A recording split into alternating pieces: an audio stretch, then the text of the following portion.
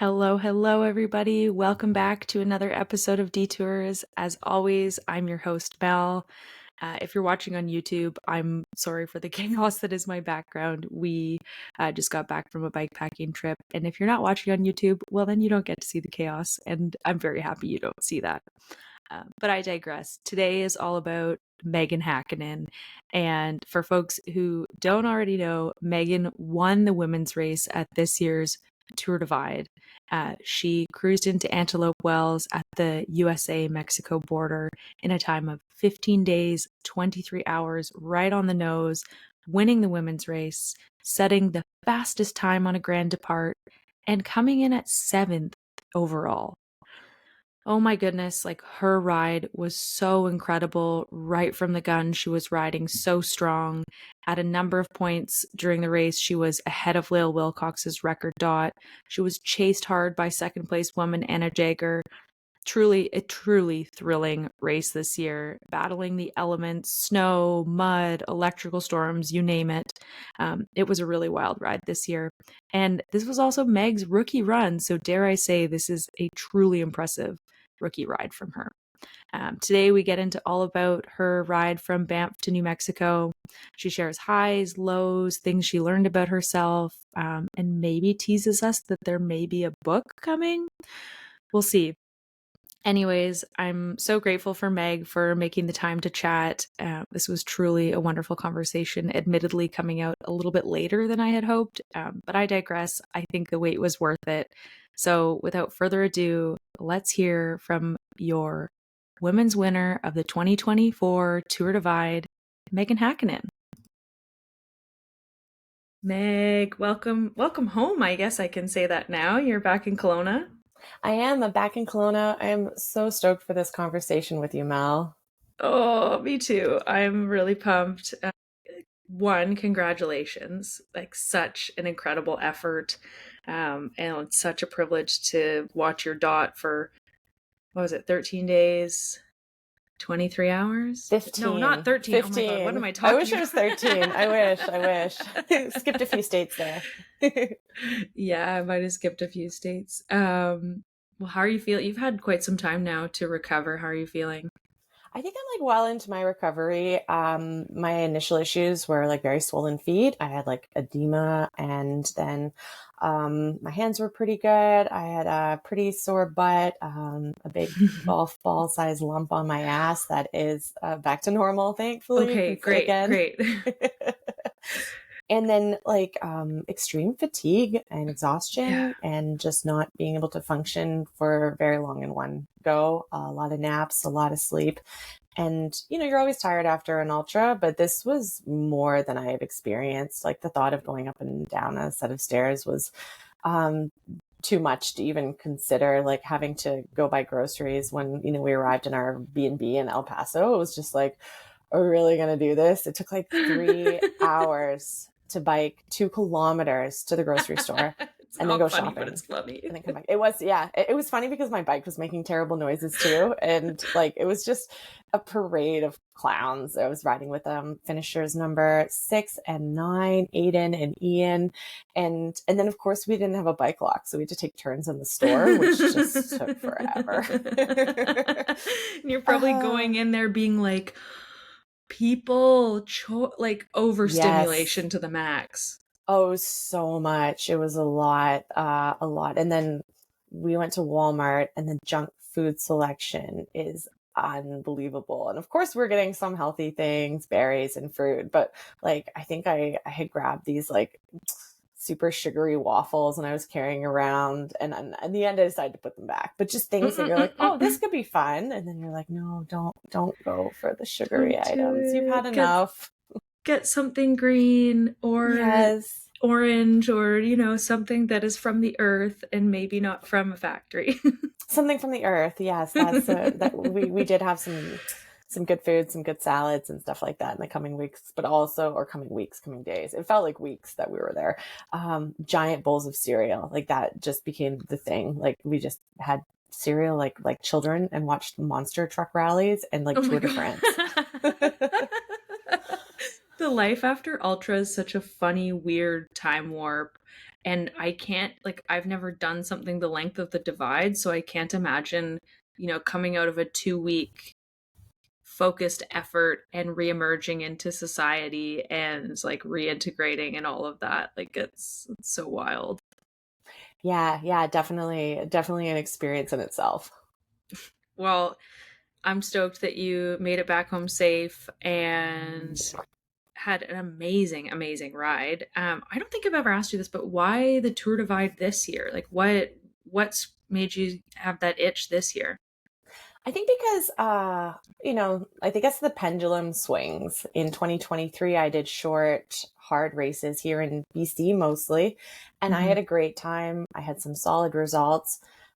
But after doing, a race where the max number of hours I'm on the road is like 43, I just wanted to do something bigger again. And the Tour Divide, because it's kind of right in my backyard, Banff is 6 hours east of where I live in Kelowna.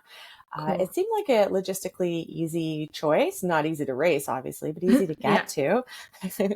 And I ride a Salsa Cutthroat. I got it in 2021 used, and the owner had ridden it in Montana and BC on the Great Divide mountain bike route. And I kind of joked with him that I'll get your bike to the finish line one day. And he's like, okay, I'll stay tuned for that. And this Salsa Cutthroat is kind of the Tour Divide specific bike from Salsa. It's Yeah. a rigid mountain bike with drop bars. It's meant to be fast and light and able to handle the terrain. So I felt like I had the bike. I'd made this promise to some dude who I haven't seen since then. And I have the time this year. I work part-time and remote, and I'm kind of a little short on finances, but blessed with time. So it seemed like a good chance to go and do it. And yeah, I have a lot of friends who've toured or raced the route. So kind of hearing the Mm-hmm. stories for a few years now, I felt inspired to see what it was all about myself. So cool. I was gonna ask as you're telling the story about the bike the guy had ridden in Montana with it, but you're not in touch, so you didn't get to say, "Hey, I did it." I actually sent him a text with the No bikepacking way. article. Yeah, I was like, recognize your bicycle. And he was like, wow, Meaghan. Congrats. So yeah, I had to go deep into like my contacts and texts to find his contact number because like we haven't been in touch. But yeah, I'm glad that he got to see his bike on the podium in Antelope Wells. Oh my gosh, that's really cool. So full circle. And did you road trip with your parents to Banff? I Or was it did, just your dad? yeah. Yeah, my parents are the most adorable people, and they have a camper van and a dog. And I asked if they could take me out to Banff, and yeah, they were happy to. I think they've attended the World 24-hour time trials as crew Yeah. members for me, so they've been to some like big bike things in the past. My dad was at the Cranbrook Gravel Grind, and so they kind of you know they kind of know that there's going to be some excitement and celebration that might be worth checking out as well. And we drove out over the course of 2 days. We stayed in Golden with my friend Taryn. It happened to be her Yeah. birthday, so we went for a Oh little my fun God, birthday cute. ride. Yeah, it was super cute. And then drove on to Banff, and it was nice having them drop me off at my my homestay's house there. And my parents are just like huge supporters of what I do as a writer and as an athlete. And So you know cool. yeah, as I mentioned on the podcast, like I am 39. I live at home with my parents so that I can spend my time and energy doing what I love, and I don't have to, pay exorbitant rent prices in this like, housing crisis. And they just are always at my back. They believe in me. If I'm not on the trainer for a day, my mom will be like, "Megan, you feeling okay? You haven't been on the bike." And I'm like, "Oh yeah, it's just my rest day. Like I'll be on today." So they're keeping tabs on me in a very positive way. My mom's always making me like green smoothies and stuff. So I was really stoked that they could drop me off in Banff, and then they came up to the Grand Depart to just see all the people and feel the energy. And I was glad that I got to say goodbye to them. And then they like road tripped around and checked out these hot springs for like a week, and got back home. And then they started dog watching more intensely once they had like cell service again. Legendary. That is legendary. And like what an emotional boost to feel that supported And like, one, that's amazing that you have that relationship with your parents and that they're so supportive of it. But to like go to the start line of this massive ride feeling so buoyed, I think with love, like I don't want to put words in your mouth, but Oh yeah, definitely. so cool. Yeah, no, it felt really, really good. I couldn't have asked for a better way to start. And then just at the start line in front of the YMCA, I got to connect with so many bikepackers I'd met throughout Yeah. the ages, friends that were in kind of, in BC, Alberta, Rockies area who come out to the start every year to see people. And so it was great to, get a little conversation with dozens of different folks that I Yeah. maybe haven't seen for a while or just have connected with online before. That was really special as well. And I'm glad that I got there pretty early and wasn't like flying by the seat of my pants for my like departure time. Yeah. Did you, well, because it's pretty chaotic, the start of the Tour Divide, in the sense that like you don't get your start wave until the night before, but it was like, I think you were texting me at like 10 p.m. Yes. Yeah, I think that's about when we got it at 10 p.m. the night before. And, you know where you have to be and stuff, but to Yeah. not know exactly when you're leaving, and it can really vary. I think the start waves are maybe 20 people in a wave, and there was 260 or something in the race. Hmm. So we're talking Hmm. about like 13 start waves. Like it's a Yeah. couple hours that you could be rolling out from. So yeah, And what wave, because you had put your goal time on track leaders as 18 days, and I think the first wave starts at 13, so 13 and 14 days. What wave did you end up departing in? I was wave 3. Yeah. So Cool. Anna Jagger was wave 2, and then Mary Soleil Blaise was wave 3 with me. So I Nice. got a chance to chat with both of them on the first day, which was pretty cool. Cool. That's really, and did you ever interact with Anna again down the trail? I think like maybe you ran into each other where at Brush Mountain Lodge, but like did you see much of each other through the ride? Like glimpses, like ghosts passing in the night. The second morning I rolled by when she was taking down her camp. She had passed Fernie, which is kind of Yeah. the first big town on the route that I stopped at, and she had bivvied out a little bit further from town on the climb. So I rolled past, and she was taking everything and shoving it back into her bike bags. Um, and then we bumped into each other at Brush Mountain Lodge. Like you said, I was just getting up to go. I wanted to make an early start and get to the bike shop in Steamboat Springs. And she had rolled in and was like eating a bowl of noodles and just, yeah, just making herself at home. And she said something to me like, "Oh, do you know what the sleep situation is like?" And I was like, "Well, there's an extra bed in my room. You can take that." And I pulled all my electronics out, and she rolled like right into my room to get some sleep. So it was kind of a neat transition. That's Um, funny. and then after the race finished, there's a little shop in Hachita, about 30 miles, 50K from the border, maybe a little further. I don't know.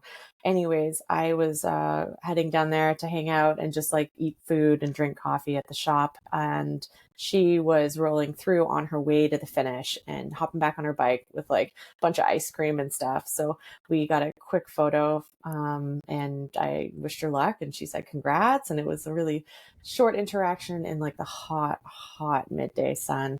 So I think those are the only times we actually saw each other in person. Yeah. Yeah. Cool that you got to see her on the final stretch of her ride, though. That's really nice. It was awesome. Yeah. We rolled into the Hitchita store, and I was like, "That's a cyclist. Oh, that's Anna Jagger." I was thrilled. It was like a dot watcher. Oh, that's so cool. Well, you guys were like, obviously, it sounds like, you ran into each other a couple of times, but your dots, like the beginning of the race was so exciting to watch because it felt like if I was you, I would have been looking over one shoulder being like, when is Anna gonna like jump up on me? Because you were pretty close together. I mean, the gap was like, 5 to 20 miles, and it would kind of slinky back and forth from there. Um, but were you like that first day, do you look at the tracker when you're racing, or do you really just focus on like locking into your own pace and getting into your own rhythm? I tried to look at the tracker first thing in the morning because it gets me going. It really amps me up to know where other people are, to see who's moving, who's been gaining ground while I've been sleeping. Um, and then on the other end of things, I try not to look at it before bed because it's Nice. not helpful in getting me to wind down. Um, and then during the day, if I have a break or if I have cell reception, I'll take a look. At the beginning of the race, I didn't check it very much. I was pretty focused on just myself and what I needed to do. As Yeah. the race went on and I was looking for more distractions and struggling, I turned to the tracker more and more, Yeah. and sometimes in a way that wasn't necessarily helpful. But I think it's interesting because we were so close, especially at the beginning, but sometimes there'd be like a mountain pass in between, which is very Mm-hmm. different than like 20 flatland miles. So when I knew that I Exactly. was on the other side of the pass, I was like, oh, she has to get over all this rough stuff. Like I feel pretty safe in this moment. But Yeah. if there was flat ground between us, that's when I was a bit more nervous.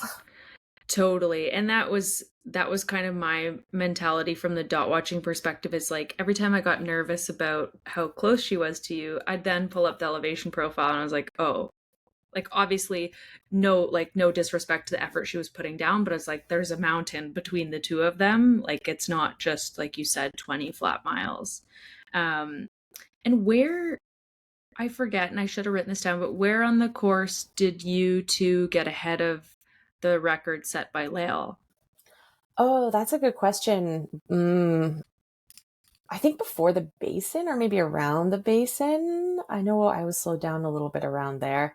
Yeah. And then maybe after Steamboat Springs again as well. Yeah, that was an exciting moment when both of us were ahead of the record. I felt like Lael was almost like a character in this story or in this race. Her dot took on a personality and a life because, in 2023 there was a big women's field at the front of the pack, and this year there Yeah. wasn't, and so we kind of needed that extra supporting character, which was Lael from 2015, and it was great to have that dot there to set a high bar for us to chase after. Yeah, it was really, really exciting. And I mean, both you and Anna set such strong times on the Grand Depart. I mean, you took there, it's not the official FKT, but you did set the fastest time on the Grand Depart by almost a day, which is huge. And the conditions were pretty gnarly. I know that you had raced the Buckshot, which is a local BC event, and kind of got primed a bit for that with the slush and the snow. But how did it snow on the first day of the divide for you? No, it didn't snow on the first day, but it snowed on the next few. Yeah, the first day we encountered some snow on Cocoa Claims, but it was kind of stuff that had already been there, and it wasn't that bad. I think in maybe in like the film Ride the Divide, they're like post holing through the snow and Cocoa, and it wasn't like that. There was just a bit at the Yeah. top, and some of the water was running pretty high, and like the creek crossings. And I don't remember if I think I did take my shoes off, but other people bike through. But I'm often like err on the side of caution, and Mm-hmm. Andy Ward from Fernie told me to sacrifice myself and protect the bike. So whenever there was a question, I sacrificed myself to keep the bike dry and Thank you, Andy clean. And Ward. Thank you. and I didn't realize how much energy would go into like trying to take care of my bike and keep it clean and keep it healthy, because it's just like your body. You really have to make sure it's in good shape. And with the snow and the mud over the first few days, especially, and then with the mud in New Mexico at the end of the race, it was just like a constant struggle to keep things clean, to keep things lubricated, and one of the things I didn't have was a water bottle. I use a hydration bladder. So with a water bottle, at least you can Oh, just spray things down and, maybe scoop from a stream and spray it out. And I yeah. couldn't do that. And so I wasn't prepared to maybe clean my bike on the go as well as I could have been in future. Or maybe I will pack a water bottle or some sort of other bag to carry some Or to even clean my like a bike a bit better collapsible with. bottle could work, just to Yeah. have like, something small if you're not drinking out of it. But then also you have the extra capacity, say you have a crazy stretch and you just want a little bit more. Yeah.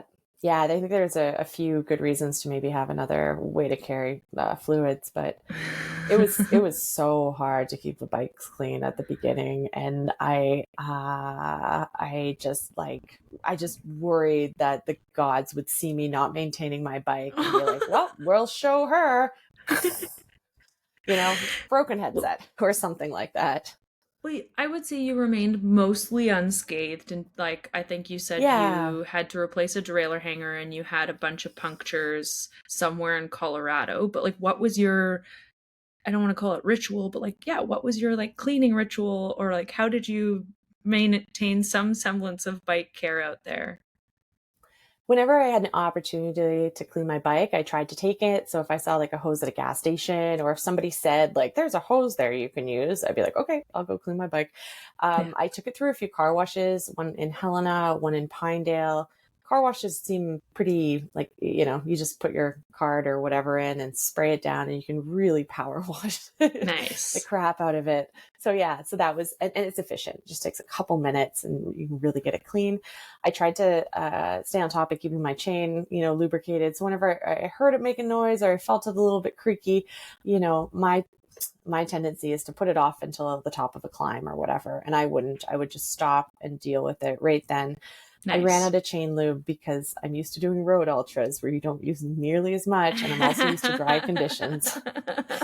So yeah, so there was some scary moments in, I guess Montana, where I was like, man, I'm out of chain lube, and I didn't think I'd be. I put chamois butter on one day, and it completely worked. It was shockingly efficient. But did you have to sacrifice your butt for that choice, or like I you had enough? did. I sacrificed my Oh, butt. That's probably where the damn. golf ball came from. It's not But funny, but it's a little yeah. funny. So I actually called ahead to the bike store in Lima and got them to put some lube aside for me. And I rolled in really late, but I was able to get some more there. So that was nice. It was just chamois butter for one day. I love that. I mean, you brought up two chain lube is always something I'm conscious of, like nervous of running out of that, but I hadn't thought about the water bottle thing for cleaning your bike. Like I normally race with one, but that's just a great piece of advice for people of like dual purpose for your kit. On the note of kit, like were you happy with what you had packed? Was there anything that you wish you had, or anything that you were like, oh, that was overkill, I really didn't need it? Yeah, so I had improved my glove hand setup after the buckshot because it was, as you mentioned, quite cold and wet, and I struggled with like hand dysfunctionality. Like my hands just stopped working. It was so cold, and I really couldn't handle that happening again. So I felt like in some ways I had maybe too many gloves in my complex layering system, but it seemed to work for me. And yeah, and if something got wet, I had backups, but it was a Yeah. little hard to keep track of. And I can't believe I came back with all the gloves because I am the queen of losing things.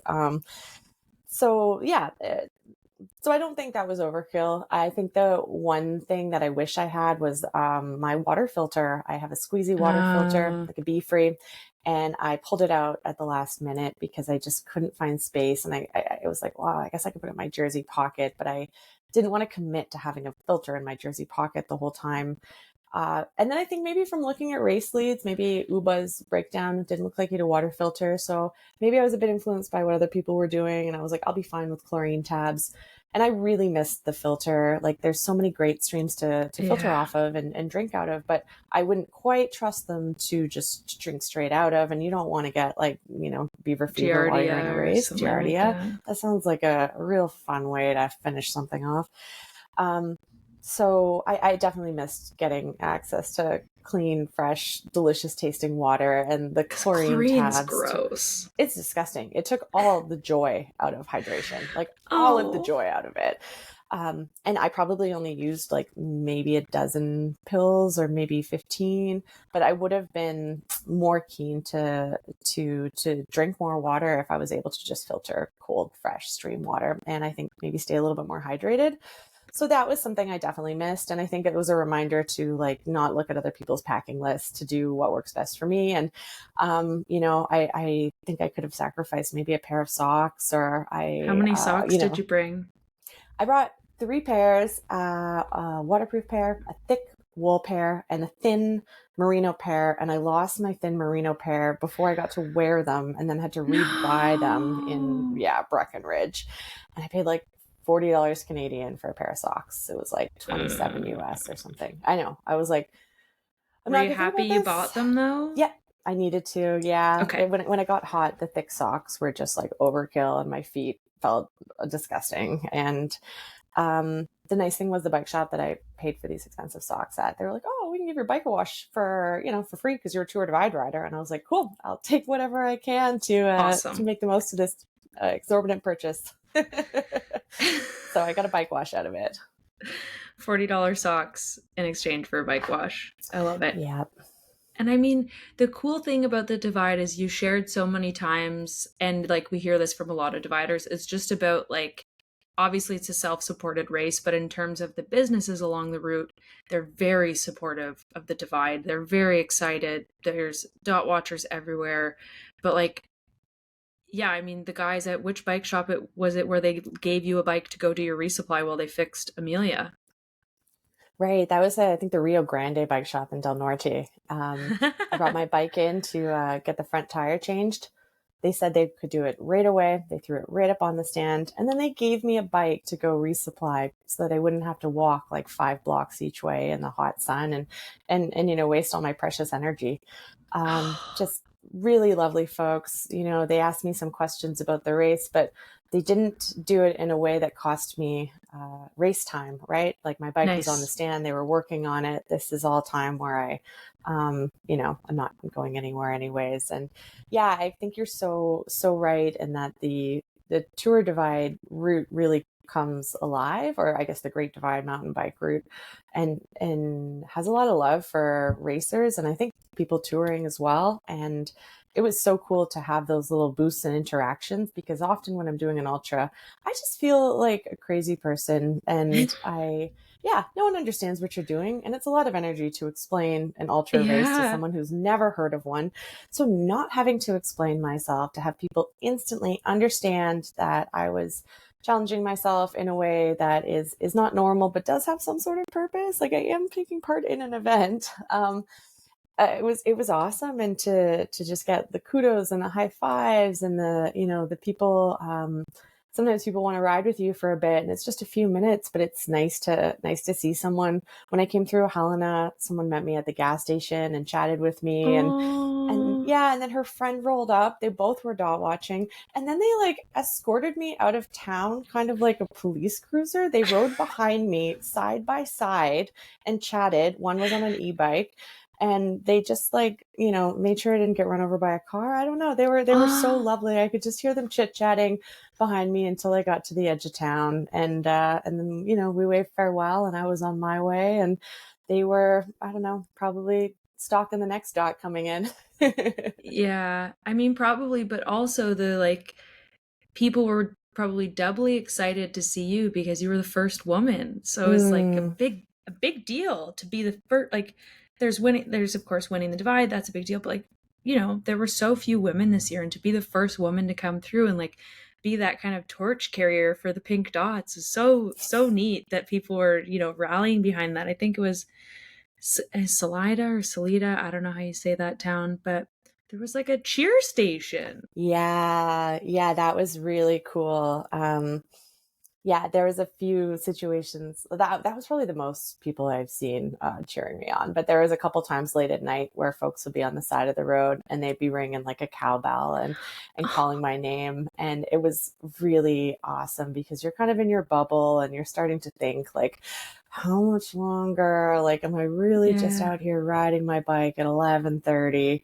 And then it completely flips your mood around. All of a sudden you're rejuvenated, just a little bit of human interaction. And it was always fun to kind of, if someone's going to stand on the side of the road at night, like I'm going to stop and say hi to them. It was Yeah, of course. exciting. Of course. Oh, that's so heartwarming. And like people were posting photos of you in the Divide group. It was really cool to just see the excitement, and they did that for most racers. But I like that you said, sometimes you're wondering like, what am I doing here? Like how how do you keep your head on for such a long effort? And like, do you have a strategy or a plan that you follow each day? Do you have mantras you recite? Like, how do you navigate just the duration Hmm. of it and then keeping your head on? I think my like long term mantra is consistently consistent. Just remembering that you got to do these things, and you got to do them all the time. And if you do Hmm. them all the time, then you're going to keep moving forward, and it kind of takes the pressure off for like a big hero push or something, right? Yeah. Um, and in terms of focus, I kind of see it through three lenses. Like there's the the shortest term, the minute by minute or hour by hour, like the next, just kind of staying in the moment. And then the slightly longer term, getting to the next resupply or getting to your goal for the night, like that kind of focus to stay on track for this target that you have set for yourself. And then the long-term focus, getting to the end of the race. And the long-term focus, it's funny, like you would think you'd be like counting down the miles. I had no idea what race mile I was at, like no clue. I knew which dots were around me and I could probably tell you how many miles Anna was, but I didn't know my race mileage. And I remember checking once and I think I was at like 2000. And I was like, oh my God, you only have 700 to go. Like that's crazy. How did you get this far, Meaghan? So it's funny how you lose sight of that. And I think because my maps were broken up into shorter sections, and so you don't really quite know where you are in the bigger scheme of things. And I'm like, okay, I'm on map like 5A out of 7 or whatever, but that you don't actually know what that translates into. Yeah. But yeah, having the 3 levels of focus, I think kind of helped me and going through those a bit methodically when I was starting to, I say drift, and that just means like mentally not being on point and kind of slowing down the pace. So when I started to drift, I would think of my 3 levels of focus and hopefully be able to bring it up enough. And sometimes they would cue like, okay, Meaghan, maybe you should eat something. Maybe that'll help. Maybe you need to stop and get a Coke. Maybe you need to, stretch out your ankle or something like that. Or maybe your chain is making terrible noises and you have to oil that, get off the bike for a second and then hop back on and be a little more dialed in. Yeah, I love that you like it's a common theme I think we hear from people, but just the reinforcing that, step by step versus looking at the really big picture. And there's a quote, it's like, how do you eat an elephant? And it's one bite at a time. And it really sounds like you are truly going, one bite at a time. And the map thing is really intriguing to me. You mentioned like map 5A, and maybe that was just like, a thing that you were throwing out, but like, how did you break down the route? Because it's huge. Like, you can't just have a 4,000, however many 100-kilometer file on your computer. It would probably just break it, or it wouldn't even Yes. open. But how did you approach the different sections of the route from like a file breakdown perspective, but also like preparing for it ahead of time and analyzing it? Yeah, so this is one of the areas where my coach, Peter McSherry, bikepacking coach on Instagram, helped me out a lot because I didn't really know where to begin. Yeah. And in past events, like the Transcontinental, I had to create my own route and my own POIs, and you're really starting from scratch with all of that. And then other events like the Trans Am or North Cape, I've just stolen other people's routes or been given them and not done my own research at all. And so I knew for this event, I needed to, follow the given route, which we only got like a week beforehand, and also make it my own in a way that it made sense to me. The distances were, I don't know, that fit for me and that had my own points of interest. So, so I talked with PETA a bit, and I ended up taking kind of the route that Sarah Swallow had laid out on Ride with GPS and adjusting it for this year's route. And then I think she's maybe 7 different maps, and I broke each of those down into 2 so that I would kind of have it a little more day by day. And also I was afraid of my device crashing. I've had my Wahoo brick a couple of times with longer routes, and I didn't want anything more than like 400K on there. So I broke the routes down into smaller ones for my device. I had everything backed up in Ride with GPS on my phone as well, so I could see it if it was offline. I thought about bringing a secondary navigation device, and then in the interest of space, I just didn't. I figured if I got really screwed, I would have to navigate on my phone and try and buy something along the way. And luckily, my Wahoo was great, no issues. So that was awesome. That was good.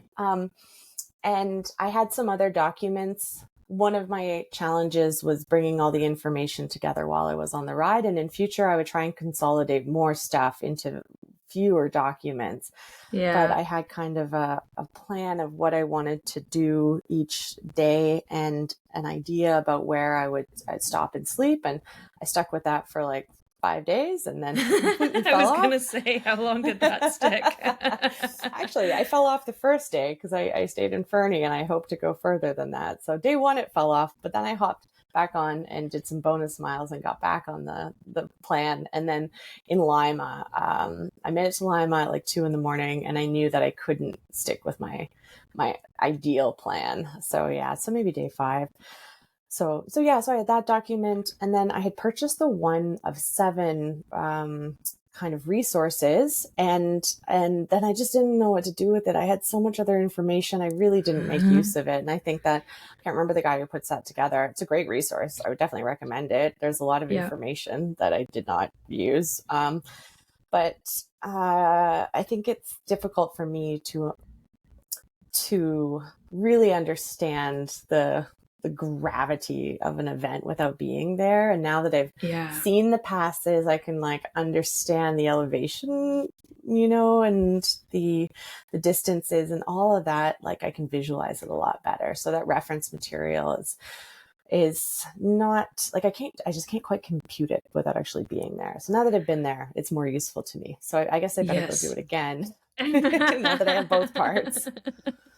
Well, yeah, on paper it can look so straightforward. It can be like, oh, okay, I'm going to go up this number of meters, when really, like, I mean, I think Lava Mountain is a great example of how it's just not the same on paper, because I think you said Lava Mountain's a wild place and like it's really rugged compared to like what like you hear about it, but you know what I mean? It's not the same until you're physically there.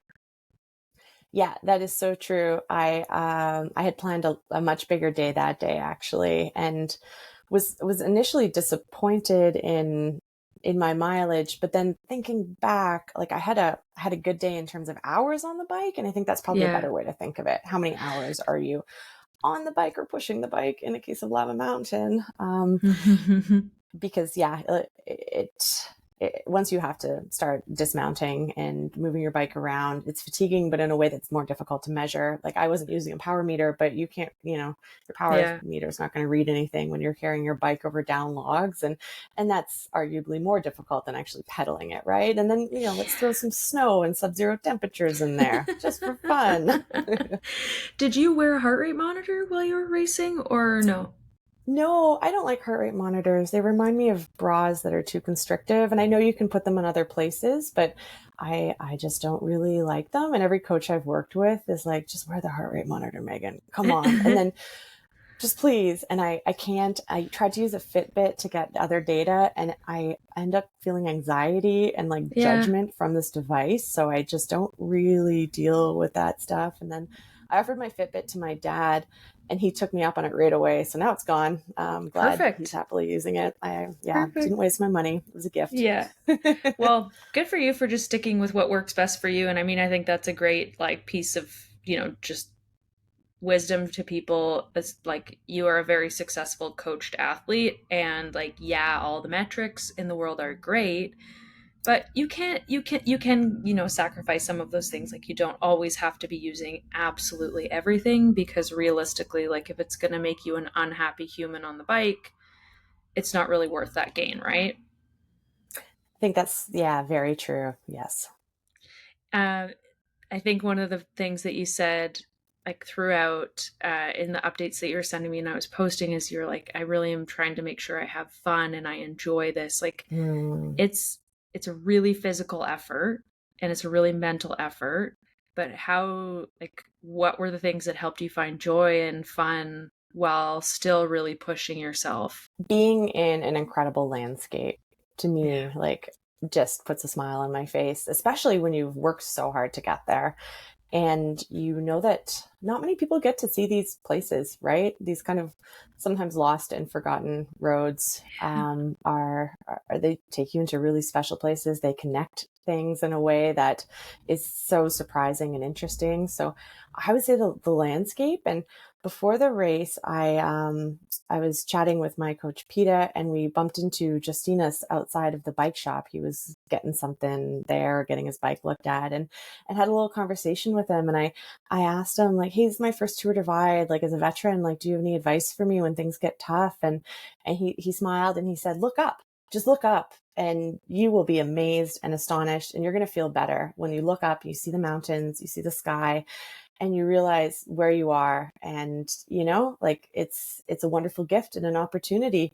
And I think that's sometimes something we can lose sight of when we're kind of deep in the sufferfest. And I hate using the word sufferfest, but like I had some weird ankle pain going on, I had some pretty deep fatigue. There are moments where I was not smiling and I was not my cheery self. But if you can look around and kind of take in where you are, then the beauty of the landscape and the gift of being there, it can start to take up some of that space of the suffering and weasel it out, or get, leaves less room to be fixated on these little problems. So I thought that was just like really great advice. And it's something I kind of do a little bit, but hearing it from someone like him just, Yeah. really drove the point home. Look up. Yeah, totally. What were some of your favorite views on the ride? Like when you maybe it was because of a hard moment, but like what were the route highlights for you? Yeah, definitely the mountain passes. The Red Meadow Pass was quite cool. I think there was bikepackers camped up there, and it was chilly, and there was a little bit of snow on the ground. And these bikepackers are just like waving from their tents, like, yeah, go, go, go. And I was like, man, like we're on different journeys, but we're both here in Different the same journeys. place. Yeah, like how badass are they? It's probably going to get below zero that night for sure, and they're up there camping, and I'm like, I got to get down to, I think, like Whitefish to camp someplace a little warmer. So yeah, so that was a really cool pass. I'm forgetting the name of it, but there was a pass just before Ovando that was a pretty big one, and there was a little bit of single track, and it was awesome. The views were Neat. exceptional. And I think I rode through it around the same time as a couple of the Australians. And so it was nice to kind of be a little bit in the company of others. And we kept leapfrogging each other because we're all stopping to take photos, because it was just like impossible to not pause for a minute or two. Yeah, that one was great. And I loved I love some of the roads in Colorado, some of the high views, or just the feeling of being at elevation, Mm-hmm. and the red roads, and yeah, some of the higher views. And I really I loved Indiana Pass. I think that one was just like such a feat. Really? It's the highest pass on the route. Yeah, yeah, I didn't love the climb, but I rolled into the climb after getting my new tire in Del Norte. I Yeah. had a horchata flavored ice cream sandwich that I shoved down my shirt, and I was eating on the way out of town, which just made me happy. It was a really great flavor for an Sounds ice like a cream good sandwich. snack. Oh, totally. Yeah. And then I bumped into a guy on bike tour, and he was touring, I think maybe the Colorado section of the Great Divide Road. And we were on the pavement riding towards the pass, and we were riding the exact same speed. Like I caught him because he pulled over to adjust something, and we chatted for like a half hour on this quiet country road. And then I don't know when I mentioned I was racing, but he was like, "Oh, well, you gotta go, you gotta speed up." And I was like, "No, no, no, this is actually my pace right now. I am pretty deep into this event. I do not need to speed off anywhere. I have a huge pass coming up. I'm just going to roll." And then we parted ways on the climb, because I obviously had way less kit than he did as someone touring, cooking their own food with a proper camp Yeah. setup.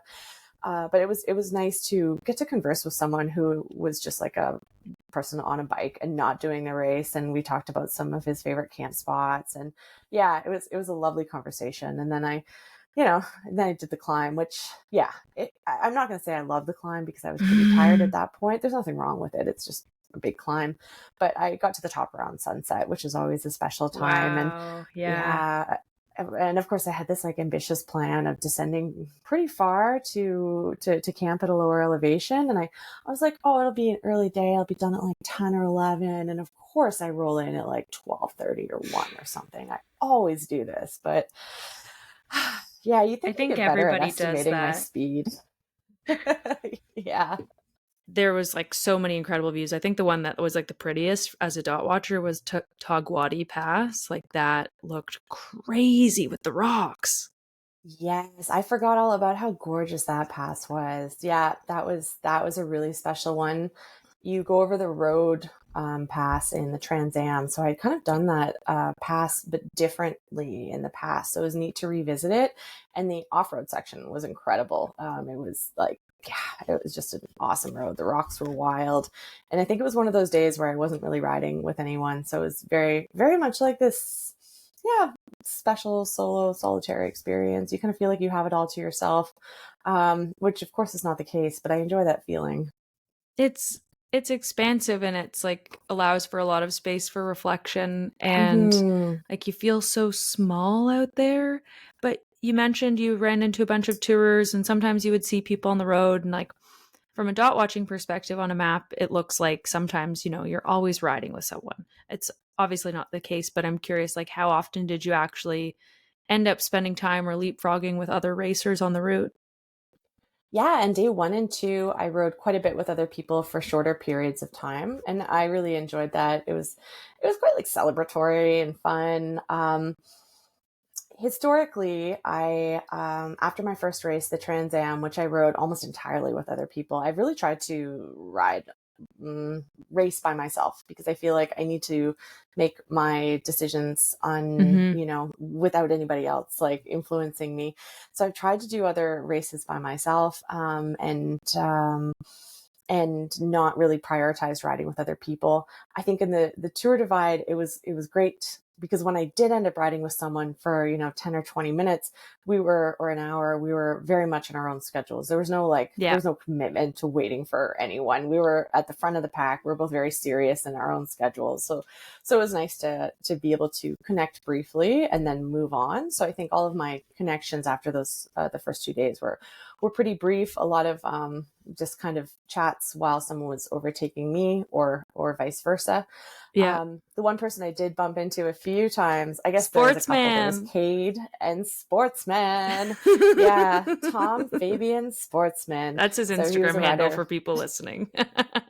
You should all go follow him. He's like a great person. And yeah, go check out what he's up to. But yeah, he was ahead of me for a while. And then I first encountered him sleeping in the basin because he entered the Wyoming basin a little ahead of me and got caught in a pretty bad storm. The road turned to peanut butter mud. He fought valiantly for a time and then surrendered. I think is that the only option with that mud is surrender or maybe go Yeah. insane. Yeah, surrender or go insane. One of the two. No one's going to rescue you, and you can't ride your bicycle. So yeah, so I ran into him probably like 1 in the morning, and I had gotten a later start thinking the mud would have dried up, and most of the mud had dried up, and the road was pretty clear. But I saw him sleeping in his bright orange reflective emergency bivvy, literally like 6 inches off the road. And of course, I had like a little hurrah moment, like overtaking fourth place. All of a sudden, Meaghan Hackinen is fourth place just after Lawrence Tandem. And then, like 200 feet down the road, I got stuck in the mud as well. So I had to pull over and set up my camp. I did it slightly farther off the road, but yeah, it was quite a funny moment, a short lived celebration. And then I bumped into him again at Brush Mountain Lodge, and we got to talk about his experience a bit more. And then for the next few days, I'd either see that I was passing his dot at some point in the day, or bump into him. He was a big fan of the power nap, so sometimes he'd be sleeping Nice. on the side of the road, and yeah, and I'd overtake him, and then he'd be, like cruising along at a pretty good clip with all that energy he'd, built up or had been restored after sleeping. And then at the very end of the race, we ran into each other in Silver City, I guess, which is kind of the last big resupply before the finish. We Yeah. were both at the McDonald's, like chowing down food, kind of charging up a few things, and there was some tumultuous weather before the Yeah, finish, no so we had kidding. bumped into each other. Yeah, a few points, and then about 55K from the finish, we were on the Continental Divide section of the trail, and it was really difficult to navigate to see where the trail was. We were kind of just like laughing about the ridiculousness of it, and ended up riding together. And he was there to witness my cactus attack, and there to Oh. celebrate celebrate getting to Antelope Wells with me. But really, like over the course of the race, we probably spent like an hour together until the last 55K, at which time we were like weirdly joined at the hip, which was just kind of funny. Yeah, and it's not really like you decided to be that way. You're just going basically the same speed. And like at that point, you're just riding it in. I'm sure one of you could have decided Yep. to sprint away, but frankly, you just rode for 15 days. Like you're exhausted. I don't think anybody wants to do that.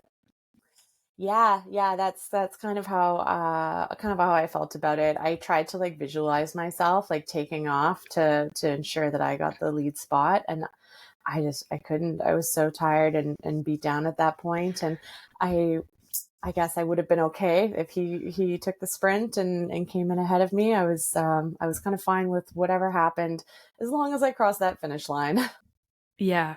Yeah, I mean the weather in New Mexico, I mean, it's an outdoor sport, to be clear. Like the weather is always going to be crazy of some capacity, and especially like the day of climate change, like it's only going to get That's a good crazier, point. but the storms in New Mexico could be quite frightening because electrical storms are something you don't want to mess with. Yes. And how did you know when it was time to like find shelter, or like how did you navigate that whole situation? You can really like read the clouds. Like it's pretty yeah, it's pretty obvious that they're building and something is going to happen. Like they're going to reach this like, threshold or boiling point and Yeah. stuff is going to start flying. There were times where I felt like the lightning was like, closer, and other times where it's more off in the distance and you're just getting some of this rain or whatever. But every single day in the afternoon, it dumped rain for a short period of time. And I stopped putting my rain jacket away on like day 3 of the event. I would bungee it to the seat post bag or my aero bars because it was too Yeah. much effort to keep pulling it out and putting it on. And, you want to be efficient. You don't want to waste time. So I always had my rain jacket like super close. The nice thing about the New Mexico storms is they weren't cold, but you know, yeah, there was times where the lightning was a little bit close for comfort, not anything insane. Like I watched Katie Strumpke's YouTube video about her divide race, and she's like cowering in a bivy while lightning is flying everywhere around her, and it looked absolutely terrifying. And I'm glad I didn't have to experience that kind of intensity myself. Yeah. But there was a time on the final night where Thomas and I had bumped into each other at a train crossing, and we had, I think we were both planning on continuing down the road, even though the weather was a bit iffy. It was getting dark. We had our rain jackets on, and the storm just got really bad, really fast, and we both kind of peeled off from the route and sheltered in different places, very close to each other, which So was I thought stupid. you We were should have to hung I out. thought I thought you were together. Based on the map, it looked like you were together, which is hilarious to hear that you were not in fact together. I think we were probably like 100 meters apart or something. I think we were very, very close from chatting with him afterwards. And then once you're kind of sheltered in an abandoned building, it's really hard to get back on the bike because the Yeah, rain no was still kidding. coming down, but the thunder and lightning had stopped. So you're like, well, technically I could go, but it's still not nice out. Um, and the wind, like I feel like every time there's a storm, there's a terrible headwind that comes with it. And Mm, maybe that's a tailwind for somebody, but every time it stormed, there's this awful headwind. And from my experience, like you got to wait it out, or you just push through it for a half hour, an hour, and then it shifts or it lessens. But hopping back on your bike and riding into a headwind was not the most fun thing in the world. But it's the last night of the event. It's the time yeah. to get out there and not be waiting around too much. Yeah, totally. I mean, that would be frustrating to have to like pause your effort to wait. And you had to do that in Atlantic City. I think you were there for like 4 or 5 hours Oh because it yeah. was just a crazy storm in the basin. Like, did that mess with your mindset at all? Or did you just really like think, okay, I'm going to reset, recharge, and I'll get after it when things get better? The first time in Atlantic City definitely messed with me. I was feeling really optimistic, and I felt like I'd been doing stuff right for the past like 24 hours. I had fixed my broken derailleur hanger, and I had bivvied in a dugout, and I had cleaned my bike in a car wash, and I had resupplied for the Great Basin well, and I had given my bear spray away to some random cycle tourists going the opposite direction. And so I just felt like I was kind of like, I was doing good, making smart calls. Yeah. And then the storm comes and you have no control over it. And I was pretty grumpy. I pulled into the Atlantic City Mercantile, and it had already been raining at that point, but it really started coming down, and the thunder and lightning. And Eddie Clark, the photographer for bikepacking, was there to snap some photos. And I was kind of grumbling about the weather and not sure what to do. And he basically said flat out, like, well, this is not a time to be riding through the basin. I'm not going to take my car there. And he said something like, you can't get upset when things don't go according to plan. Otherwise, you're going to be miserable for the entire race. Like something along those lines. And I was like, yeah, I'm not going to argue with that. So at that point, I kind of, I stopped being so frustrated, and I sat down, I had a meal. There was a couple other bike packers in the Mercantile, and I got to chat with them a little bit and try and kind of make my plan for the next few hours, and decided to tackle the basin in the evening when it would have dried up a bit. So definitely the right call, but still, I just, it was so hot and sunny that day. It just seemed like unbelievable that the storm came. It's funny, and then you're like, why is this happening to me? And in the reality, you're the one choosing to ride in the storm Yes. cell, right? Like you can wait it out, or you can try and push out of it, but it can feel kind of like, oh, why me? Which is a whole thing. But I'm just like in awe of your mindset and ability to constantly like roll with the punches out there. And it seems like you did a really good job of taking care of yourself. Like, what was your self-care routine on the road? And also, like, how did you prioritize rest or know when it was time to really focus on rest? I think I went in with a game plan to get 4 to 5 hours of sleep, and I know from personal experience that less than four, I am not a happy camper. I'm not fully functioning, and my power just isn't there. So I really wanted to get some kind of minimal sleep. I only brought one pair of shorts, so I knew that I had to wash them every chance I had, and try and maintain some semblance of good hygiene all around, which can be challenging, especially when it's when it's wet and muddy and you're not staying indoors every night. But did the best with the tools I had.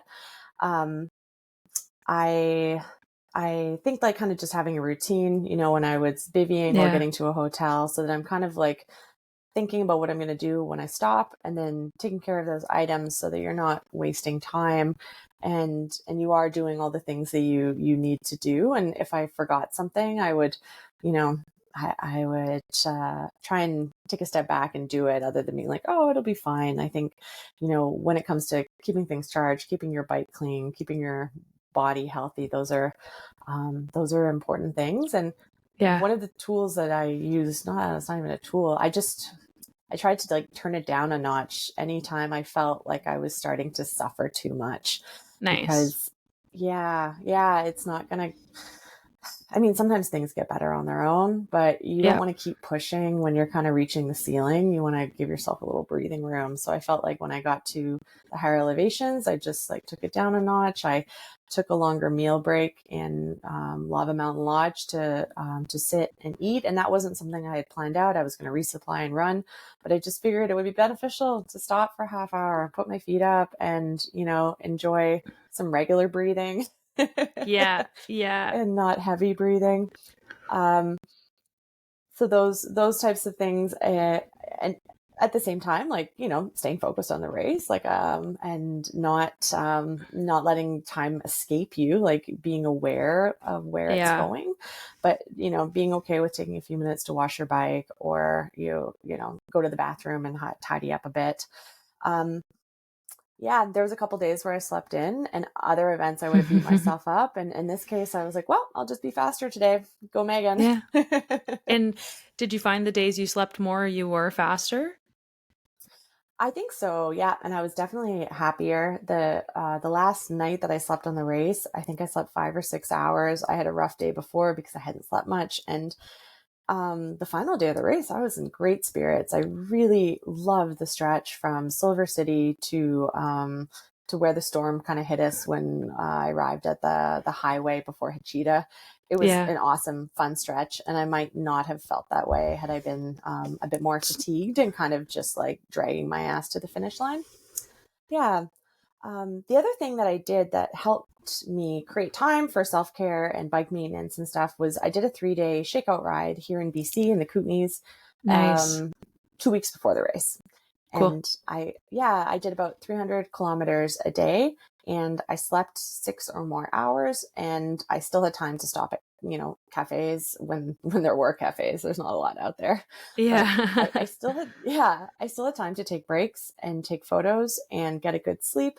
So I kind of knew that there was time to do the mileage I hoped to do and be off the bike a little bit. And of course, like on my shakeout ride, I didn't have any hike bikes. I got to ride the whole thing, but I encountered some rain. I encountered some muddy weather. So are muddy surfaces. So I felt like it was quite similar, and just doing that ride, knowing that I could do it for at least 3 days and get some good Yeah. sleep and still have time to take care of myself was really reassuring. Like I didn't feel like I was rushed. Um, on the other hand, after I finished that shakeout ride, I was exhausted, and I was like, man, you're going to have to do, that was 900 kilometers. You're going to have to do a lot farther than that in the Tour Divide, Meaghan. So I don't know where the extra energy is going to come from, but you did it for 3. So that's like, it's hopeful. Somehow it happens. It's funny that you were just telling me, you're like, oh, the lost elephant will be a great confidence booster for Silk Road, and the feeling you just described of being very tired after that shakeout is like the things that I'm nervous about. But Mm, it is smart to do a shakeout beforehand to get used to like your pack setup, get used to your time on the bike, like just dial in your routines a little bit. I personally prefer to camp because I actually think I'm more efficient, and I'm curious, mm. do you prefer to camp? If you had all the money in the world, would you stay indoors every night? Like what is your ideal situation? I think that I'm so disorganized. I need to be able to camp because I don't always look ahead. I don't always have cell service, and I love the option of being able to call it a shorter night or to push on if I need to. So for me, I think a lot of it is about the flexibility, and some of Mhm. it for sure the budget, especially like, with the Canadian exchange rate to US dollars. It's And even if terrible. yeah, even if it is your currency, if you're getting a hotel room for like 5 hours, you're still not getting very good bang for your buck. Um, and my strategy was to kind of alternate between camping and hotels with a little bit of favor towards camping, and then make use of hotels where it was colder or when the weather was bad or when I really felt like I needed a shower and a chance to wash my bibs, and that's kind of how it played out. The days that I felt exhausted, I tried to book a hotel and Yeah. hopefully give myself a better chance to recharge. I sleep pretty good in the bivvy, but I don't think I sleep quite as well as being in like a hotel bed. Yeah. And yeah, there's some things about being in a hotel, like you're right, it's not as efficient. You end up like washing your shorts, you end up taking a shower.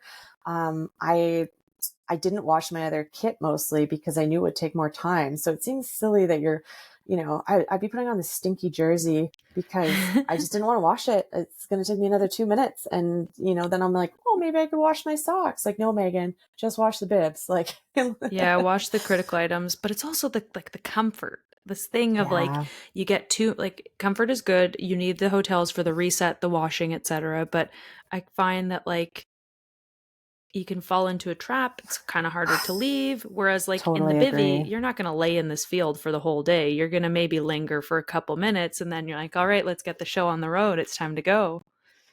Yeah, I agree with everything you're saying there. There were definitely a couple of hotel mornings. I think maybe in Albuquerque, I was in such a nice room, and it was advertised on Google as like $250 US. And I called Whoa. and they said, like, we have a biker rate. It's only 120. I was like, yes, please. And it was an Yeah. amazing room. I would recommend anybody who's touring, stay there. If you're racing and can afford some time, stay there. Yeah. But it was very difficult to leave. And then they have a coffee machine, and I just want to drink like 8 cups of coffee. So that I really felt it. And that morning I was trying to be on the road by 4, and it's hard to drag your ass from bed.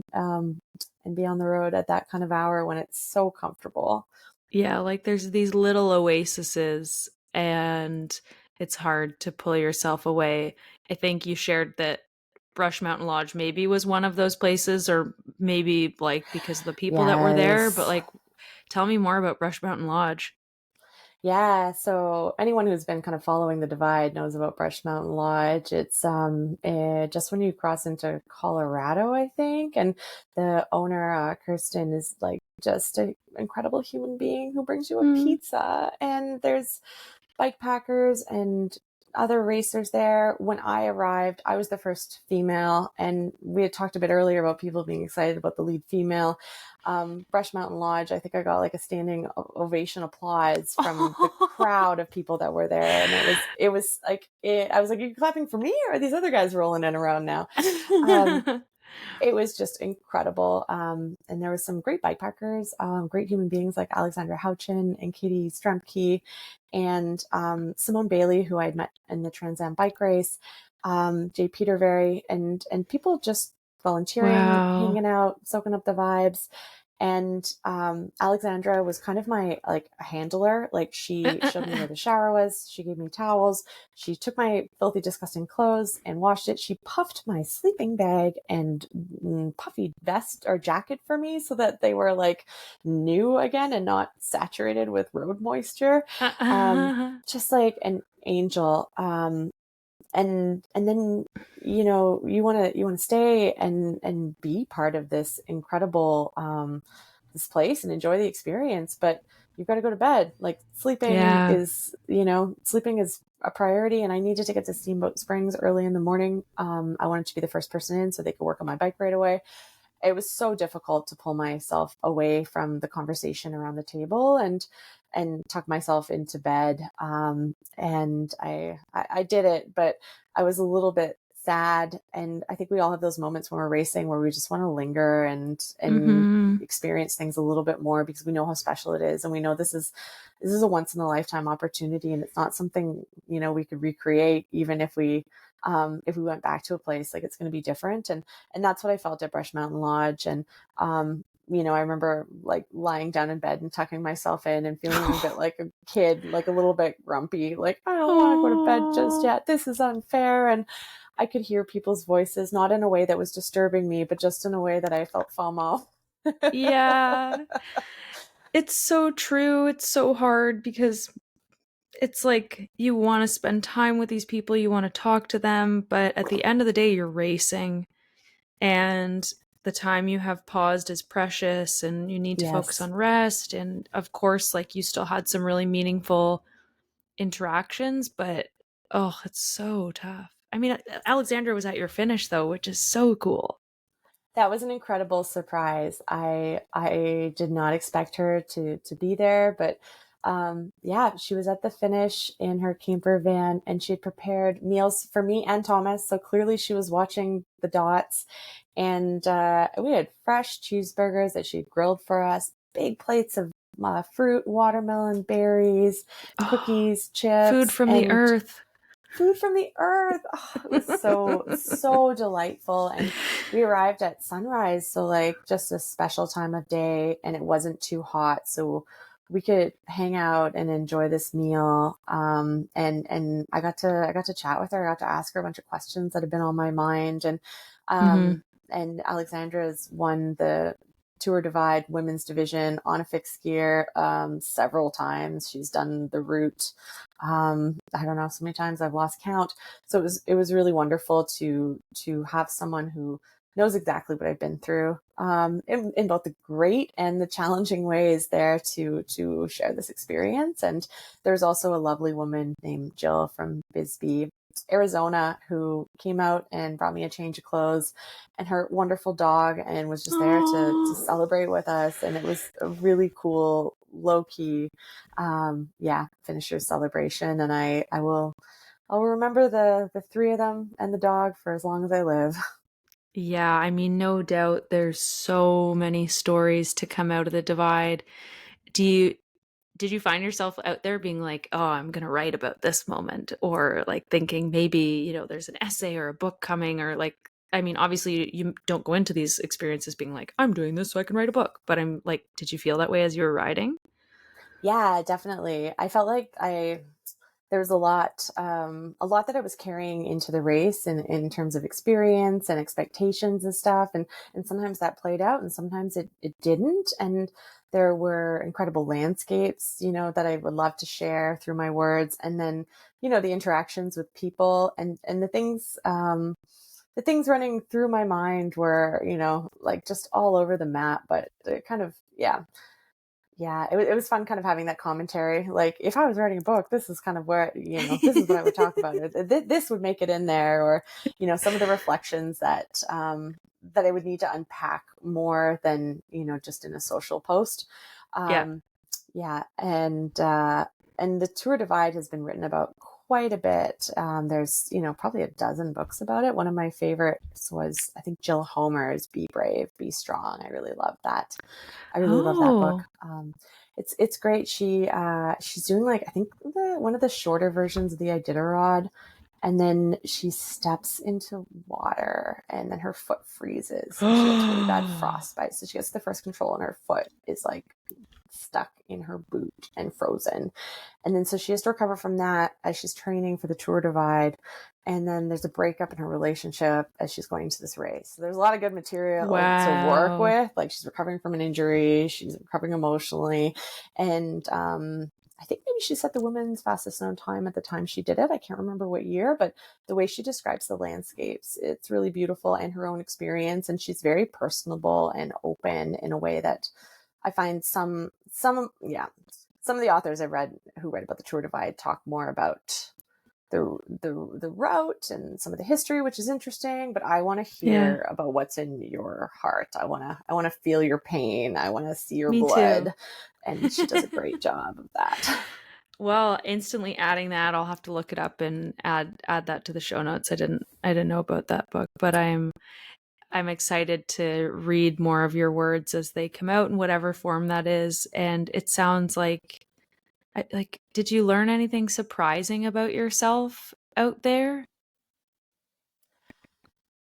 That's a good question. I think as an athlete, I learned that I can compete at a higher level than maybe I had thought. And I went into the Transcontinental, I think maybe hoping to be a top 10 finisher, and I finished like 33rd. I was the third female, but I just realized that maybe I wasn't as good as I thought I was then.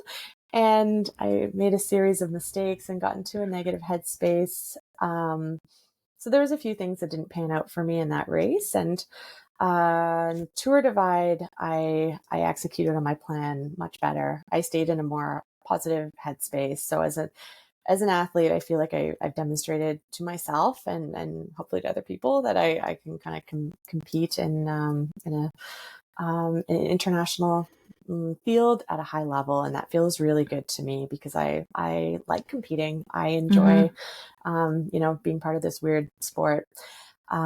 And as a personal level, I think I learned kind of how I maybe cope with frustration and loneliness and challenges a bit more. And, over the course of 16 days almost, there were a lot of opportunities to kind of analyze how I reacted when things didn't go my way. And in the beginning of the race, when I was fresh and energized, I made better decisions, I think, and my outlook was more positive and I could cope alone. And as the race went on, I found it more and more difficult to cope with things alone.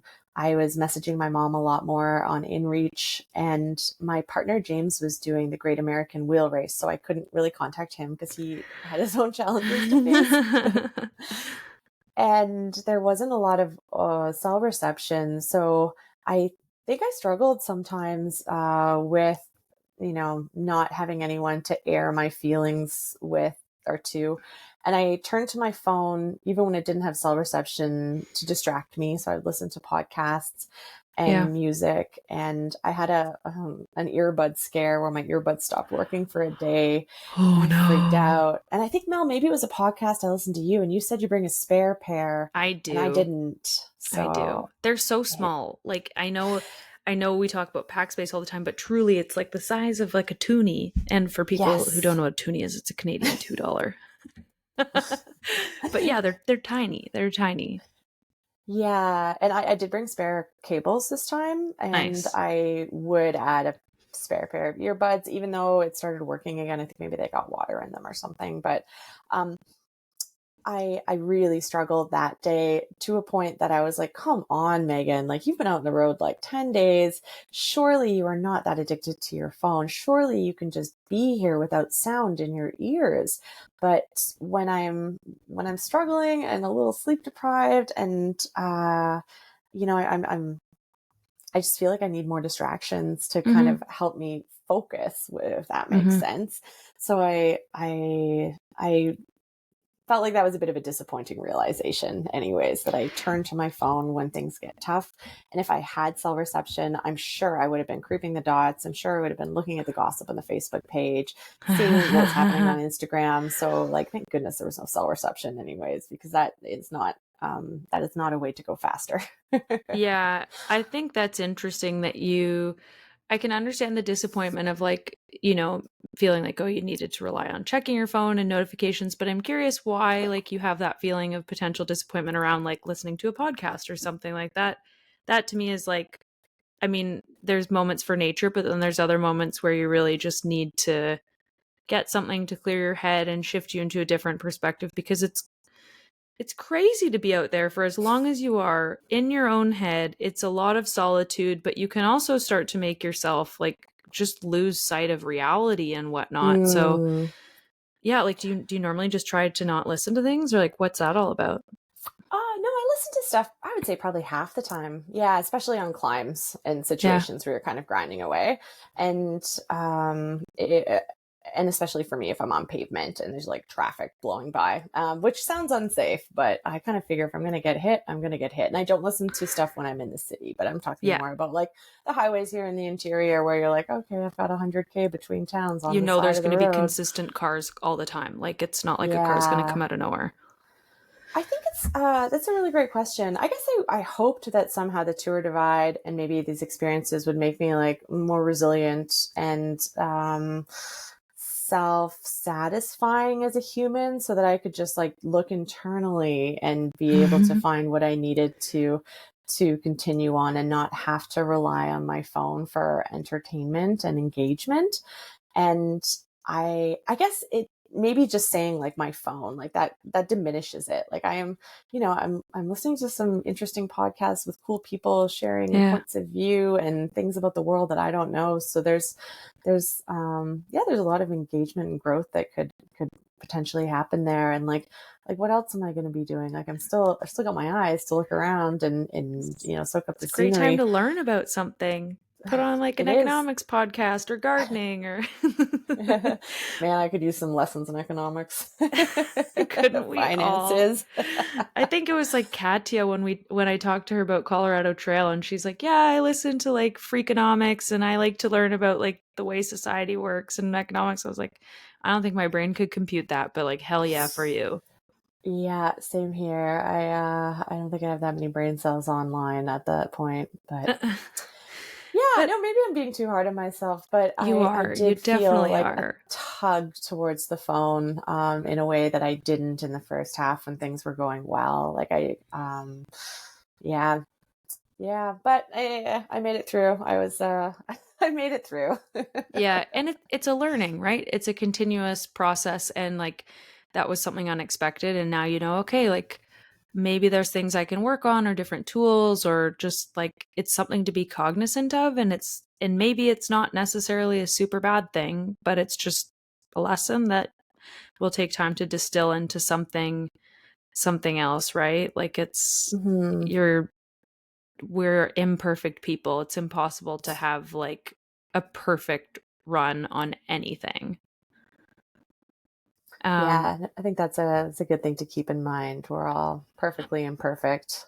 yeah. One of the other things I did Sorry, go ahead. learn, one of the other things I learned, which is more a bikepacking lesson than like a little bit of a personal lesson, is I picked good places to bivvy, and I have certain like criteria I look for, and sometimes I'll be tempted or I'll be tired and I'll be like, this is fine. And then I'll kind of start to set up and be like, actually, this is not okay. It's too dark and scary, or whatever the reason, or I don't feel comfortable. And so then I waste a bunch of time and I move, and it's like, it is such a waste of time. Or if you're waking up at night because you feel insecure about something. Yeah. So I picked solid bivy spots, which meant I had a good quality of sleep, and I packed sufficient sleep kit for me and my needs. So I was really happy how those things came together. And some of the things I think of when I'm choosing a bivy spot is like, a place to store your food. If there's bears in the area, how far is it from the road? Like, will I be interrupted by people? I don't like places that are too dark. So I don't want to just like camp in the woods on the side of the road. Like, I've tried and I don't find those places I help me don't find sleep those well. places good. No, I'd rather have a meadow or close to a body of water where there's some open air, or a campground where I can, be kind of around other people, not like a busy campground, like a Yeah. forestry campground. Yeah. So I was really happy with the spots I chose to bivvy. One morning, the last morning, I woke up and there was a scorpion by my bike, which gave me the heebie-jeebies. So I'm glad I didn't see that the night before. But other than that, I didn't have any critters or people interrupt me. And one night near Flag Ranch, it was quite cold. The hose on my water bladder was frozen, and I slept through the night really soundly. And Awesome. I'm glad that I set myself up for success in choosing my sleep kit items, because that is that's something that everybody has to decide for themselves, and it can be Yeah. tempting to do what lead racers do, and you can also be tempted to maybe carry a lot of stuff so that you're comfortable, and then it gets difficult to pack. So yeah, fine. Yeah. But maybe you need that to sleep, so it's the right decision. It's a challenge, and I feel like I chose well. Yeah. And you also made part of your sleep kit, this Apidura pad thing that you made that some guy was like, where? It's not on their website. And I was like, it's not there. Meaghan made it. It, But yeah, tell me more about the sleeping pad. exactly. Oh my gosh, I should propose to Apidura that we do a collab, and I could make these sleeping pads for them in their branded colors, because it was in the Apidura colors. It's so Um, funny. Yeah, so I got it in maybe 2018. My friend Matthias from Germany was doing 1,000 kilometer ride down there. I think in France, called the Mille du Sud, and he wanted a lightweight sleeping pad. So he got this material. I'm not sure where he got it. He was very mysterious. He just came back from work with it one day. It looks like the material that you would put on a car windshield to kind of keep the sun off of it. So one side's reflective, one side's gray with a little yellow. And we cut it into the shape we each wanted for our sleeping pad, and then taped the cut side with electrical tape so that it didn't, rub or fray. Yeah. And it's a pretty small pad that I rolled and I put on one of my front forks. I had my bear spray on the other one, and it insulates a little bit from the heat, gives you a little bit of cush. It's super minimalist. I considered bringing a blow up pad, but the thought of getting a puncture and Would be then having it devastating. useless. Yeah. And I can't fix a puncture in a sleeping pad on a race. There's no way that it would go in the trash. So I thought that this was and there's been events where I haven't used a sleeping pad, but based on the temperatures and, my desire to get a good sleep, I thought it would be worth using. And they have those big square foam ones. I think Aiden Lampkey, who came in a little bit ahead of me, he used one, Yeah. but they're just monstrous, and They're big. I didn't want to carry one. But yeah, they're just too big for what I wanted to bring. So I'm really glad the sleeping pad worked out. It's nice to have a piece of homemade kit. I think it gives Yeah, it's so my stuff a cool. little character. Its name is Matty. Is that named after your friend Matthias, or because it's a Matt, or both? Because it's a Matt. Very original. I love And I it. paired it with an SOL emergency bivy, and a down Rab Mythic sleeping bag that was rated to 0 degrees Celsius. Right So, on. yeah. Right on. Well, it sounds like you made great choices, and now that you've done it once and you were so close to the record and ahead of it for a lot of it, like, do you have the itch to go back and chase the record? Like, are you a record chasing person, or are you just like find your own personal limit? I think I'm a bit of a record chasing person. Yeah, I have the current course record at the World 24-Hour Time Trial Championships in the women's division. But Holy I shit. should say that Amanda Coker has done more mileage than me. So I did 770K at that course in 24 hours, and she's done like 824K in Florida on the roads in 24 hours. So she's done more than me, but I have a Whoa. course record. So I feel pretty good about that. Um, Tour Divide is on my list of potential races to do in 2025, and I haven't decided on my races for the next year, but Yeah. it's on the list of options. Um, it's been a bit over a week, and I am starting to feel like nostalgic and miss being on the road and miss parts of the race in a way that I did not feel in the first 2 days after the event. I was pretty grateful to be off the bike, but now that my butt looks normal again and my feet have returned to their regular shape, I am starting to already miss being out there. So it's something I'll consider doing next year. And if I was going to do it again, I would definitely be chasing after the record. And every year is different. As we've seen, it's not possible to get a record time each year because of the reroutes for fires or the snow levels. But it's exciting, and one of the things that motivates me in sport is the kind of pushing my own limits, but also pushing the limits of the sport. So I think it would Yeah. be really exciting to do the Tour Divide again with that kind of at the forefront of my my mind. Well, it sounds like it's inevitable. It's just a matter of when, and that's super exciting. I feel like I've taken up a lot of your time today, but I have a couple of rapid fire questions Woo! Shoot. of things on course. I want to know, where's the worst place you slept? I think like this isn't even that bad of a place. The worst place was in Pinedale. I slept at a baseball diamond and the sprinklers came on and hit Damn. me. And I slept there in the dugout because it was covered. So I was like, oh, it's supposed to rain tonight. I'll sleep in the baseball dugout. It's covered. And then I got hit with sprinklers and I had to like drag my stuff across the field to the opposing team's dugout where they weren't getting rained on by sprinklers. So and you just picked the wrong team. That's it, right? Yeah. And it's hard to like investigate for sprinklers beforehand. You don't really, I always forget about them, but you can't really see them. They kind of pop up at some random time. So yeah, so that was annoying. And I think the only time I really was disturbed in my sleep, and I was just like, you got to be kidding me. And I just rolled over, and then, the water kept hitting my bivy. And I was like, okay, Meaghan, you're going to have to address this. You can't ignore it. Oh, damn. Well, on the flip side, best place you slept. Best place I slept. I think that hotel room in Albuquerque, that was an amazing room, super comfy, just really, really luxury. And What made it so nice? it was kind of like, it wasn't like a hotel room. It was kind of part of its own little like unit. And it was a large room. There was like some New Mexico style elements in there. There was tile and great art and lovely shower products, millions of pillows to choose from. Of course, I took them all and like threw them on the floor except for the one I wanted, but it was a bed you could linger in or, do other things if you weren't alone on a bikepacking trip. And the staff there was really friendly. And sometimes you worry about bringing your bike into a room, and my bike had a little bit of mud on it, and the concierge or whoever was doing the check-in, he was like, oh, the room is big enough, you can just roll your bicycle in. And I was like, that's great, thank you. I appreciate that. So yeah, I also ate 6 ice cream sandwiches in one sitting because there was no freezer. Oh my, did you feel ill after? No. Yeah, there was just like a cute little retro refrigerator. It was like blue or something, and there was no freezer in it. So my plan was to eat 3 and go to bed and eat 3 in the morning.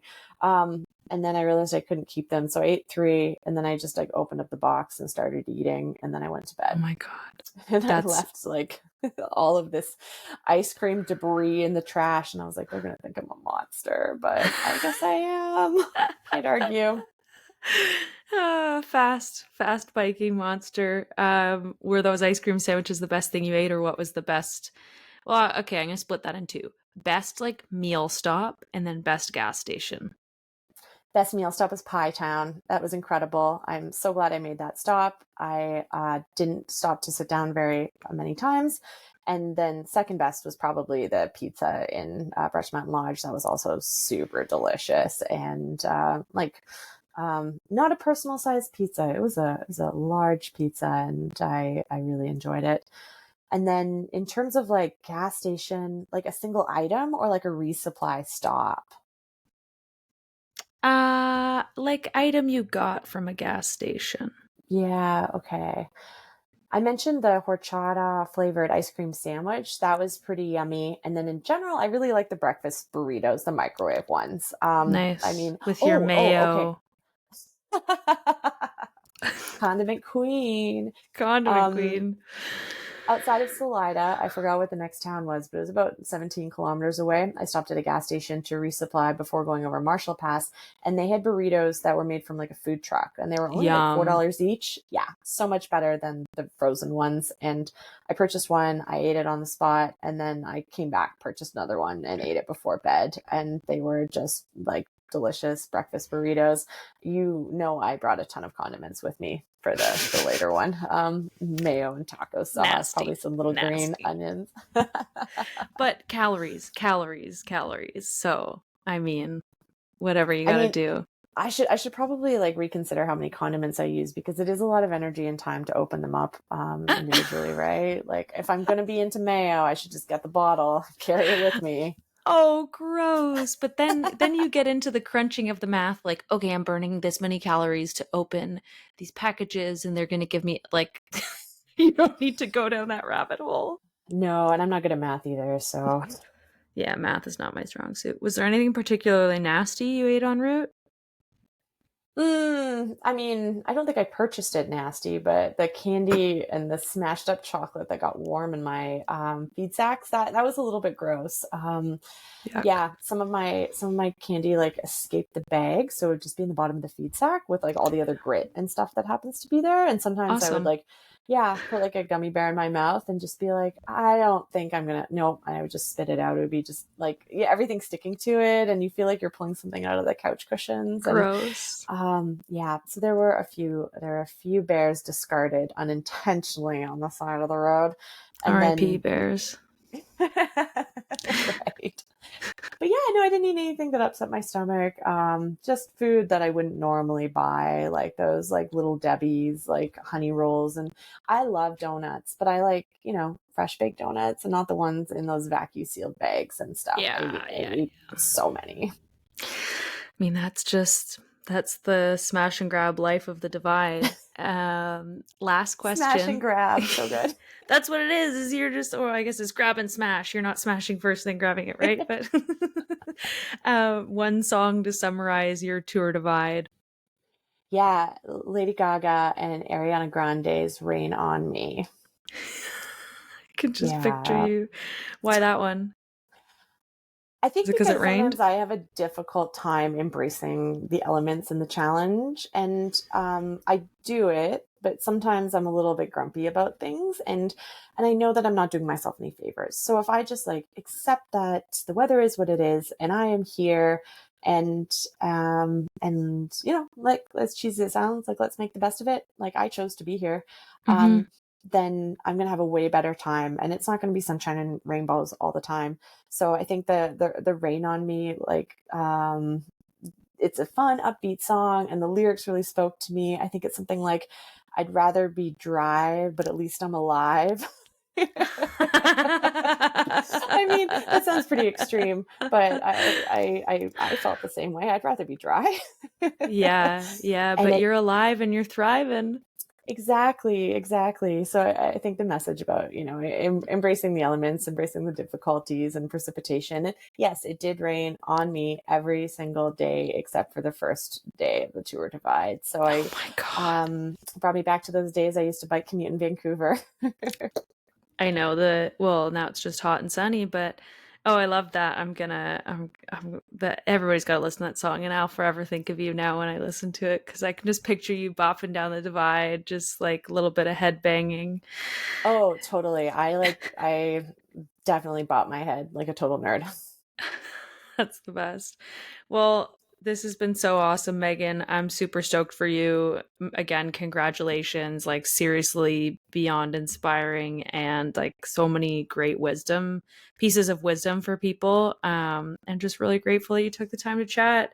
I'm sure there's so much more to share, right? But I think there's going to be a book one day.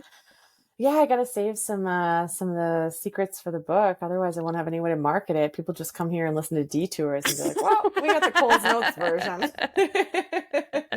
Well, maybe it'll be a audiobook too, and that'll be cool. Yeah, but it was great to chat with you, Mel. Thank you so much for doing such a wonderful job in helping me with storytelling for the, for social media. Thank you for bringing all these insightful questions and kind of helping tell the story behind some of the posts. And I listened to a ton of detours in my race effort. So wait, you have to tell people about this funny voice note you sent me, the episode you listened before we go. Okay, so it's kind of a long-standing joke at this time, but Mel and I had a disagreement over whether or not a pillow is a reasonable item to bring on a bikepacking race. And you told me I said it had no business in the kit. I definitely, in no uncertain terms, said that multiple times, and I keep bringing it up and ribbing her about it. And Mel was on a podcast with Cynthia Carson and Alan Shaw. Yeah. Were those the two people? And Cynthia mentioned that she brought a pillow, and she thought it was like a perfectly good thing to bring on a bikepacking race because it helps improve your quality of sleep. And what is more important than that? And I'm listening to this probably around Pie Town somewhere. And then Mel says, "Take that, Meaghan Hackinen. Cynthia Carson thinks a pillow is a reasonable thing to bring." And then you kind of were like, "Oh, sorry about that, guys. Like Meaghan and I had a disagreement about this once." And so I'm listening to this podcast and I'm laughing out loud because, of course, I'm reflecting on our pillow conversation as well. So I sent Mel a voice note about this, confessing that actually I might want to try a pillow sometime. The pillow, the inflatable ones, they sound really small. I have been using my rain jacket because I'm so attached to it right now with stuff rolled up and inside of it. And it doesn't make the best head support. I am willing to concede this.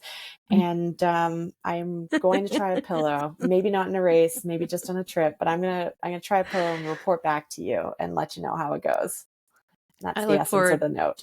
I look forward to that you trying that out. And it was just, I like howled laughing receiving that voice note because, you say things on a podcast and you kind of forget that, like, I don't know who's listening. I don't know when people are going to listen to it. And it's funny when those moments come out. But the pillow, Meaghan, seriously, Jake got one on the last hunt that is like maybe 2 toonie size. It's crazy small. He got it like super, super, super on sale. It takes up no space. Oh, I should find out what it is. It's really great. But thanks for sharing that because it brought me so much joy. Yes. I think that's a really interesting point that you mentioned, that you don't know when people will listen to it either, if and when, right? You're kind of like, you could get people responses listen way down the road. Strange times. Yeah. Well, anyways, thank you so much. Stay cool. It's quite hot in Kelowna, right? It is. My sister's visiting and we're going to go hang out at the lake and just get some water time. It'll be fun.